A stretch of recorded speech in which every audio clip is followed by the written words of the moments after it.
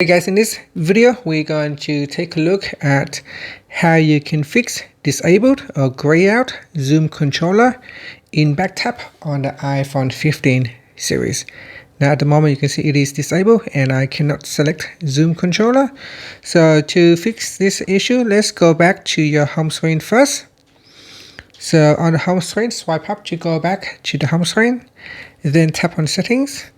In settings, scroll down, then tap on zoom. Tap on accessibility first, then tap on zoom.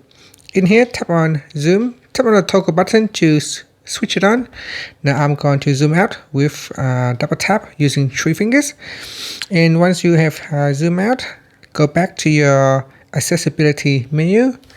Then we go down and tap on touch. Now scroll down to the bottom and tap on back tap.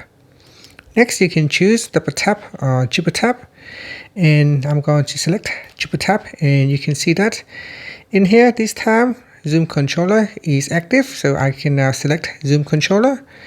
And once you have assigned it to your back tap, you can turn on zoom controller by tapping on the back of your iPhone. Another method is instead of going to the zoom menu to switch it on, you can also tap the function. So here I can double tap to switch on or switch off zoom. So here you can see I can double tap to turn on or turn off zoom. So if I double tap, I will turn off zoom. Zoom is disabled, and when it is disabled, you can see zoom controller is gray out. And if I turn on zoom,